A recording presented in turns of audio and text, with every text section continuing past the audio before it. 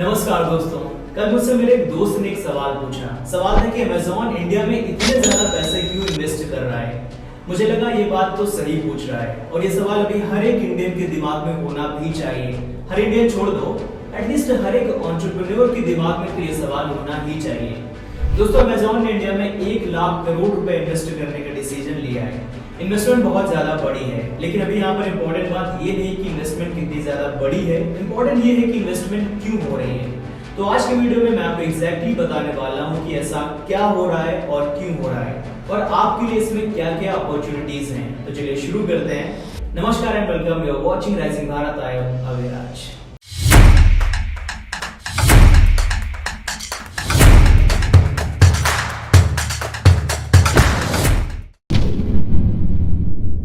सबसे पहले समझते हैं कि AWS क्या है और ये किस तरीके से काम करता है। देखिए, Amazon वेब सर्विसेज यानी कि AWS बेसिकली Amazon का वो पार्ट है जो ऑनलाइन शॉपिंग नहीं करता है। ये Amazon का टेक्नोलॉजी बिजनेस है जो दूसरे कंपनीज को पावरफुल कंप्यूटर्स और इंटरनेट इंफ्रास्ट्रक्चर रेंट पर प्रोवाइड करता है।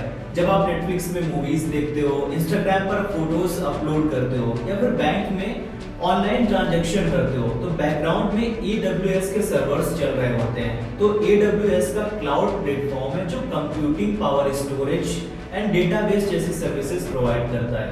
राइट नाउ अभी दुनिया में 3 देश हैं जो AI रेस लीड कर रहे हैं। सबसे पहला है अमेरिका, उनके पास सबसे एडवांस्ड टेक्नोलॉजी है। दूसरी कंट्री है चाइना, इनके पास गवर्नमेंट का फुल सपोर्ट और ह्यूज मार्केट है। अब अगर हम इंडिया की बात करें तो ऐसा यहाँ पर क्या है। देखिए, इंडिया में दुनिया की लार्ज यंग पॉपुलेशन है, वो तो हम सबको पता है।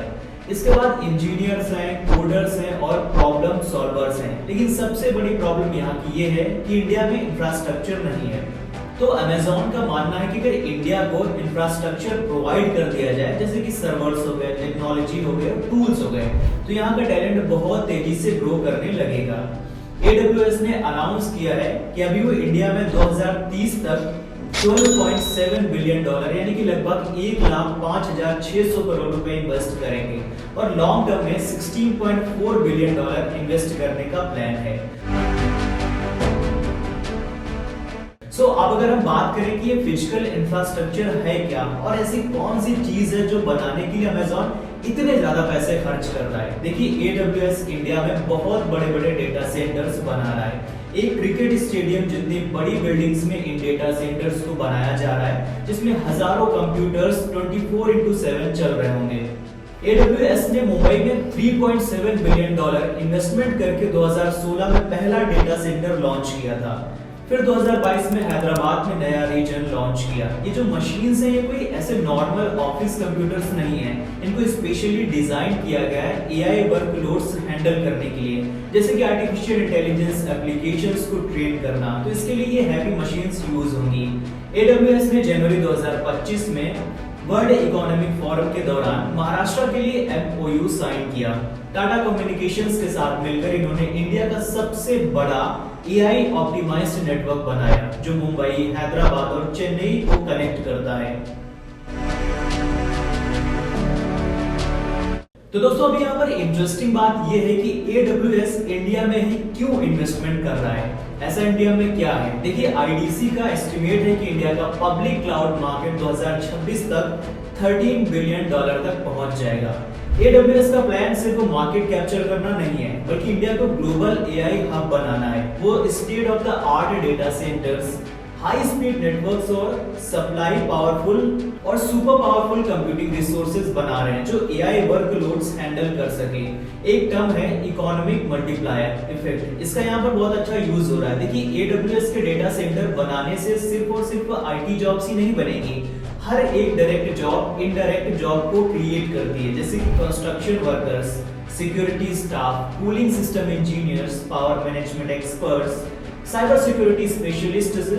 तो ये करियर पाथ कॉलेज स्टूडेंट्स और यंग प्रोफेशनल्स के लिए गोल्डन अपॉर्चुनिटी है। यहाँ पर ट्रेडिशनल डेटा सेंटर सिर्फ वेबसाइट्स या एप्स को होस्ट करते हैं। AI को ट्रेनिंग के लिए बहुत ज्यादा कंप्यूटिंग पावर चाहिए होती है, जैसे कि GPUs and TPUs।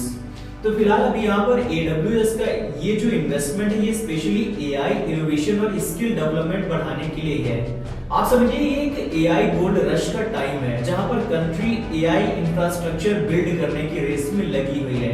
AWS India में गवर्नमेंट और डिजिटल इंडिया और 2047 डेवलप्ड नेशन विजन के साथ भी अलाइन हो रहा है। तो हम ये कह सकते हैं कि ये सिर्फ आउटसोर्सिंग नहीं है बल्कि भारत को ग्लोबल टेक्नोलॉजी लीडर बनाने का एक संकेत है। लेकिन जैसा हम सोच रहे हैं उतना ये आसान नहीं होने वाला है।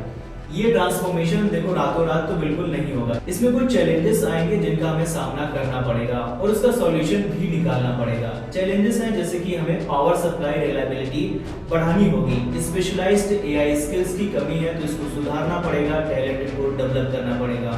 कंपटीशन भी इंटेंसिफाई हो रहा है। अदर क्लाउड प्रोवाइडर्स जैसे कि Microsoft, azure and Google cloud ये भी सिमिलर इन्वेस्टमेंट कर रहे हैं इंडिया में। और सिंगापुर, मलेशिया एंड यूएई जैसे देश भी एक्टिवली compete कर रहे हैं रीजनल एआई हब्स बनाने के लिए। चाइना जियोपॉलिटिकल टेंशंस के बावजूद भी स्पेशलाइज्ड हार्डवेयर की मैन्युफैक्चरिंग में बहुत ज्यादा आगे हो रहा है।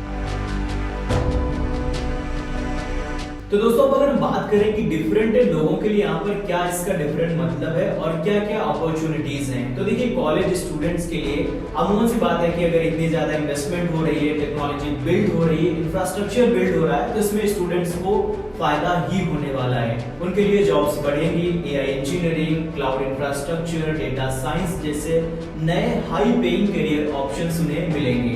एंटरप्रेन्योर्स और स्टार्टअप फाउंडर्स के लिए AWS का इन्वेस्टमेंट एक बड़ी प्रॉब्लम सॉल्व करता है। प्रॉब्लम है महंगी कंप्यूटिंग इंफ्रास्ट्रक्चर का एक्सेस। पहले स्टार्टअप्स को अपने सर्वर फॉर्म्स बनाने के लिए करोड़ों रुपए लगाने पड़ते थे, लेकिन अब वो AWS के world class AI computing power को पे एज यू गो बेसिस पर यूज कर सकते हैं। इसका मतलब ये है कि जितना यूज करो उतना पे करो। तो इससे एआई बेस्ड प्रोडक्ट्स और सर्विसेज बनाना काफी ज्यादा आसान हो गया है। एस्टैब्लिश्ड बिजनेसेस चाहे मैन्युफैक्चरिंग हो, हेल्थ केयर हो या फिर फाइनेंशियल सर्विसेज, सब अपने ऑपरेशंस में इजीली एआई इंटीग्रेट कर सकते हैं, वो भी लार्ज स्केल पर। एग्जांपल के लिए अपोलो टायर्स ने AWS के एआई टूल्स यूज करके फैक्ट्री डाउन टाइम 7 घंटे से कम करके सिर्फ 10 मिनट कर दिया।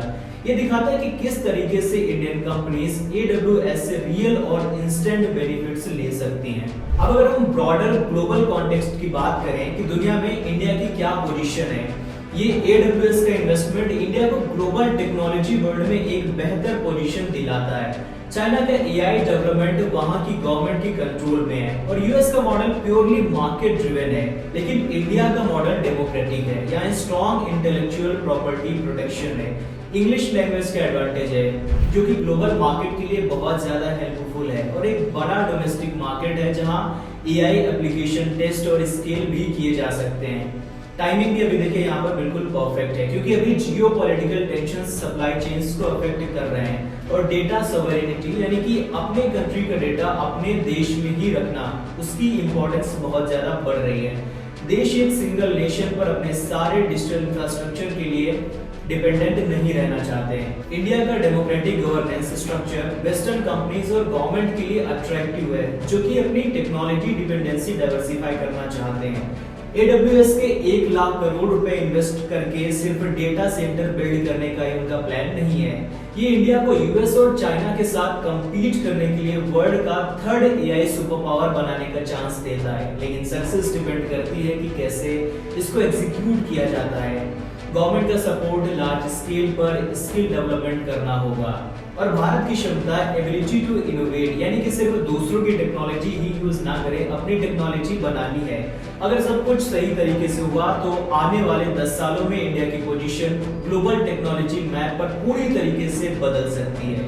दोस्तों फिलहाल आज की वीडियो में इतना ही। आप इस बारे में क्या सोचते हैं कमेंट सेक्शन में लेकर के जरूर बताइएगा। मिलते हैं नेक्स्ट वीडियो में, तब तक के लिए शुक्रिया, अलविदा।